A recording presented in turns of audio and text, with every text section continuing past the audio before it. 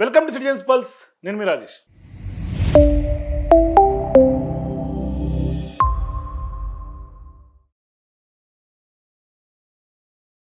2020లో ప్రపంచం ఒక శత్రువుతో పోరాడింది. ఆ శత్రువు పేరు కరోనా వైరస్. లక్షలాది మంది ప్రాణాలు కోల్పోయాయి. కోట్లాది మంది నిరుద్యోగులుగా మారారు, ఉద్యోగాలు కోల్పోయారు. ప్రపంచ ఆర్థిక వ్యవస్థ చిన్నాభిన్నమైపోయింది, కుప్పగూలిపోయింది. ఇక అనేక కోట్లాది కుటుంబాలు నాశనమయ్యాయని చెప్పుకోవాలి. కానీ ఇప్పుడు ప్రశ్న అంతా వైరస్ గురించి కాదు, ఆ వైరస్ వెనుక ఉన్నటువంటి నిజం గురించే. ఇన్నాళ్ళు ప్రపంచానికి ఒక కథ చెప్పారు. ఏంటంటే వుహాన్ మార్కెట్లో జంతువుల నుంచి వైరస్ మనుషులకు సోకింది, చైనా నుంచి వైరస్ ప్రపంచానికి పాకింది, అట్లాగే ల్యాబ్లో లీక్ అన్నది కూడా కుట్ర సిద్ధాంతం తెర మీదకి వచ్చింది. అట్లా చెప్పినటువంటి వాళ్ళు చాలామంది ప్రచారం చేసినటువంటి వాళ్ళు ఉన్నారు. అదే స్టోరీని ప్రపంచ మీడియా, ప్రభుత్వాలు, సోషల్ మీడియా, చాలా వరకు కంపెనీలు ఒకే లైన్లోనే ప్రచారం చేశారు. కానీ ఇప్పుడు అమెరికాలో బయటపడుతున్నటువంటి డాక్యుమెంట్స్, అట్లాగే అక్కడ కాంగ్రెస్ విచారణలు, ఇంటెలిజెన్స్ నివేదికలు, ముఖ్యంగా అమెరికాకు సంబంధించినటువంటి డైరెక్టర్ ఆఫ్ నేషనల్ ఇంటెలిజెన్స్ ఎవరైతే తులసి గబ్బార్డ్ విడుదల చేసినటువంటి డాక్యుమెంట్స్ పూర్తిగా కొత్త క్వశ్చన్స్, భిన్నమైనటువంటి ప్రశ్నలు లేవనెత్తా ఉన్నాయి.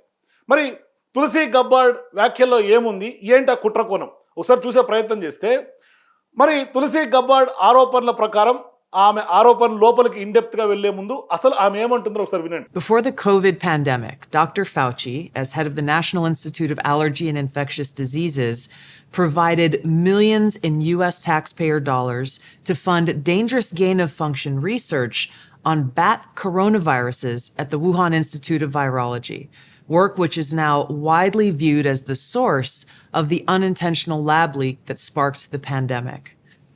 Now, in support of President Trump's maximum transparency mandate, today, on my final day as Director of National Intelligence, I'm releasing never-before-seen communications and documents that expose exactly how Fauci worked with politicized career leadership in the intelligence community to suppress the truth about his actions, the virus's lab leak origins, and his role in directing U.S. funding for this dangerous research that caused immeasurable harm and countless lost lives. అయితే తులసి Gabbard ఆరోపణల ప్రకారం America పన్ను చెల్లింపుదారుల డబ్బుతో కూడా doctor Anthony fauji నేతృత్వంలో ఉన్నటువంటి NIAID దాని ద్వారా వుహాన్ ఇన్స్టిట్యూట్ ఆఫ్ వైరాలజీకి గెయిన్ ఆఫ్ ఫంక్షన్ పరిశోధనలకు నిధులు వెళ్ళాయి అని. సో ఇక్కడ గెయిన్ ఆఫ్ ఫంక్షన్ అంటే ఏంటి అన్న ప్రశ్న రైజ్ అవుతుంది. నిజంగా సహజ వైరస్ను మరింత ప్రమాదకరంగా, మరింత వ్యాపింపజేసేలా మార్చే పరిశోధనలు, ఇలాంటి పరిశోధనలు ప్రపంచవ్యాప్తంగా అత్యంత వివాదాస్పదంగా పరిగణించబడతాయి. ఒకవేళ ఆ పరిశోధనలో భాగంగా తయారైనటువంటి వైరస్ ప్రమాదవశాత్తు బయటికి వచ్చి ఉంటే అప్పుడు కోవిడ్ చరిత్రలోనే అతి పెద్ద బయో సేఫ్టీ వైఫల్యం కూడా మనం దీన్ని చూసే అవకాశం ఉంది. కాకపోతే అసలు వివాదం ఇప్పుడు వైరస్ గురించి కాదు, నిజం దాచారా లేదా అన్నది. ఎందుకు అంటే అదే అసలైనటువంటి ప్రశ్న. తులసి గబ్బార్డ్ ఆరోపణల ప్రకారం కొంతమంది ఇంటెలిజెన్స్ అధికారులు కోవిడ్ సంబంధించినటువంటి ల్యాబ్ లీక్ అయ్యి ఉండొచ్చని చెప్పేందుకు ప్రయత్నించారు. కానీ వారి నివేదికల ప్రకారం పక్కన పెట్టబడ్డాయి. కొంతమందిని బెదిరించారనే ఆరోపణలు కూడా వస్తూ ఉన్నాయి. అంటే ల్యాబ్ లీక్ సిద్ధాంతాన్ని బహిరంగంగా ప్రస్తావిస్తే కెరీర్ నాశనం అవుతుందని కూడా కొందరు మాజీ అధికారులు చెప్తున్నారు. అంటే ఒకవేళ ఇది గనక నిజమైతే ఇది కేవలం శాస్త్రీయ తప్పిదం కాదు, ఇది సమాచార నియంత్రణకు సంబంధించినటువంటి అతిపెద్ద రాజకీయ కుంభకోణంగా మారుతోంది. ఇప్పుడు ప్రపంచాన్ని కోవిడ్కి సంబంధించినటువంటి భారీ కుట్ర, గబ్బార్డ్ చేసినటువంటి వ్యాఖ్యలు, బాంబు ఎప్పుడైతే పేలిందో పెద్ద ఎత్తున వివాదాస్పదంగా కుట్ర కోణం తెర మీదకి వచ్చింది. మరి ఇక్కడ వాస్తవానికి ఈ ఫౌజీ ఎందుకు సెంటర్ ఆఫ్ ది పాయింట్గా మారారు ఈ కోవిడ్ కుట్రకు సంబంధించినటువంటి చర్చలో అంటే, ఈ కోవిడ్ సమయంలో అమెరికాలో ప్రజలు ప్రభుత్వాన్ని కంటే కూడా ఎక్కువగా నమ్మింది వాస్తవానికి ఫౌజీని. అంటే ఆయన చెప్పిందే శాస్త్రం, ఆయన చెప్పిందే విధానం అయితే ఇప్పుడు ప్రశ్నలు ఆయన వైపే వస్తూ ఉన్నాయి. అంటే వుహాన్ పరిశోధనలకు నిధులు వెళ్ళాయా, గెయిన్ ఆఫ్ ఫంక్షన్ పరిశోధనలకు నిజంగానే మద్దతు ఇచ్చారా, కాంగ్రెస్ ముందు పూర్తి నిజం చెప్పారా లేదా, ఇట్లా అనేక ప్రశ్నలు అమెరికా రాజకీయాలను కూడా ఇప్పుడు ప్రస్తుతం షేక్ చేస్తున్నటువంటి పరిస్థితి ఉన్నాయి. సో ఇక్కడ డీప్ స్టేట్ వాదన ఎందుకు పెరుగుతోంది అంటే, అమెరికా కన్సర్వేటివ్ వర్గాలు ఇప్పుడు ఒక పెద్ద ఆరోపణ చేస్తున్నాయి. వారి మాటల్లో కోవిడ్ సమయంలో ప్రభుత్వ సంస్థలు, ఇంటెలిజెన్స్ యంత్రాంగం, ప్రధాన మీడియా, సోషల్ మీడియా దిగ్గజాలు కలిసి ఒక కథనాన్ని మొత్తం వండి వార్చారు. అయితే వేరే అభిప్రాయాలను అణచివేశారు, ప్రజలకు పూర్తి సమాచారాన్ని ఇవ్వలేదు. ఈ వాదనలనే ఇప్పుడు డీప్ స్టేట్ సిద్ధాంతంగా దాని ప్రకారం చూస్తే కనుక తులసి గబ్బార్డ్ కూడా అదే అంశాన్ని పదే పదే ప్రస్తావిస్తూ ఉన్నారు. అయితే ఇక్కడ కోవిడ్ వల్ల సాధారణ ప్రజలు నష్టపోయారు, చిన్న వ్యాపారులు నష్టపోయారు, ఉద్యోగాలు పూర్తిగా కొలాప్స్ అయిపోయినాయి చాలా వరకు. అదే సమయంలో కొన్ని వ్యాక్సిన్ కంపెనీలు $100 బిలియన్ ఆదాయాన్ని నమోదు చేశాయి. అందుకే విమర్శకులు అడుగుతున్నటువంటి ఒక ప్రశ్న ఏంటంటే, ఇక్కడ ప్రజారోగ్యం ముఖ్యమా లేదంటే కనుక ఫార్మాకు సంబంధించినటువంటి లాభాలా అని. అయితే ఇది అతిపెద్ద కుట్రగా నిరూపించే తుది ఆధారాలు ఇప్పటికీ బయటికి రాలేదు కాబట్టి అందుకే ఈ అంశాన్ని కొంచెం జాగ్రత్తగా మనం పరిశీలించాల్సినటువంటి అవసరం ఉంది. అంటే చైనా పాత్ర పైన కూడా ప్రశ్నలు ఇంకా ఫుల్గా క్లోజ్ అవ్వలేదు.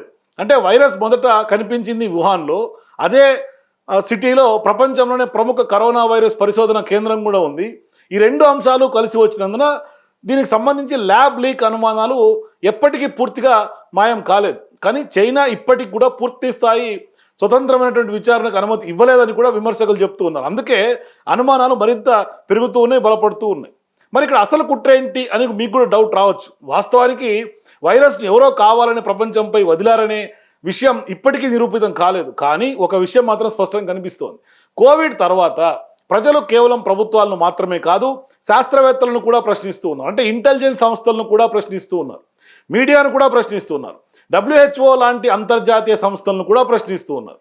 ఏంటి అంటే ఫైనల్గా ఒకవేళ తులసి గబ్బార్డ్ ఆరోపణలు కనుక నిజమైతే ఇది కేవలం కోవిడ్ కథ కాదు, ఇది 21st సెంచరీ సంబంధించినటువంటి జరిగిన అతిపెద్ద సమాచార నియంత్రణ సంబంధించినటువంటి ఆపరేషన్ స్టోరీ అవుతుంది. అంటే ఇది కేవలం ఒక వైరస్ కథ కాదు, ప్రపంచ ప్రభుత్వాలు, శాస్త్రీయ వ్యవస్థలు, ఇంటెలిజెన్స్ సంస్థలు ప్రజలకు పూర్తి నిజం చెప్పలేదో తెలియదు, కానీ అదొక ప్రశ్న అట్లాగే ఉండిపోతుంది. కానీ కోవిడ్ ఎలా పుట్టిందో ఒకరోజు పూర్తిగా బయటకి పడవచ్చు. కానీ కోవిడ్ తర్వాత ప్రపంచం నేర్చుకున్నటువంటి అతి పెద్ద పాఠం ఒకటే: ప్రభుత్వం చెప్పిందని నమ్మకూడదు, మీడియా చెప్పిందని నమ్మకూడదు, శాస్త్రవేత్తలు చెప్పారని కూడా దాన్ని ఆధారంగా నమ్మకూడదు. ప్రశ్నించాలి, ఆధారాలు అడగాలి, జవాబుదారీతనం కూడా మనం కోరాలి. ఎందుకు అంటే కోవిడ్లో చనిపోయింది కేవలం లక్షలాది మంది కాదు, ప్రపంచ వ్యవస్థలపైన ప్రజలకు ఉన్నటువంటి అంధవిశ్వాసం కూడా అని కనిపిస్తుంది. కాబట్టి ఇప్పుడు గబ్బార్డ్ చెప్తున్నటువంటి కుట్ర కోణం, నిధులు మళ్లింపు, ఇదన్నీ కూడా తెర మీదకి వస్తున్నటువంటి నేపథ్యంలో అతి పెద్ద చర్చ జరుగుతోంది కోవిడ్ గురించి. మళ్ళీ కూడా అంటే ఒక్కసారిగా చర్చ మరి తెర మీదకి వచ్చింది. దీని వెనకాల అసలు ఏం జరిగింది అని తెలుసుకునే ప్రయత్నం జరుగుతుంది. మరి గబ్బార్డ్ చివరి రోజు ఆమె వెళ్ళిపోతున్నటువంటి సందర్భంలో, ఆమె సర్వీస్ అయిపోయి దిగిపోతున్నటువంటి నేపథ్యంలో ఒక పెద్ద భారీ బాంబు పేల్చి దీని వెనకాల కొంత అనుమానాలు రేకెత్తించేలాగా ఆమె చేసినటువంటి ఆరోపణలు ఇప్పుడు ప్రస్తుతం అమెరికాను షేక్ చేస్తున్నాయి. తద్వారా ప్రపంచం కూడా మళ్ళీ కోవిడ్ గురించి మాట్లాడటం మొదలుపెట్టాయి. కాబట్టి అసలు కోవిడ్ నిజంగానే దీని వెనకాల ఏమన్నా ఎవరి కుట్ర ఉంది, అమెరికా కుట్ర నిజంగానే ఉందా? మీ అభిప్రాయాల కింద నాకు కామెంట్స్లో చెప్పండి. For more videos please watch citizens pulse.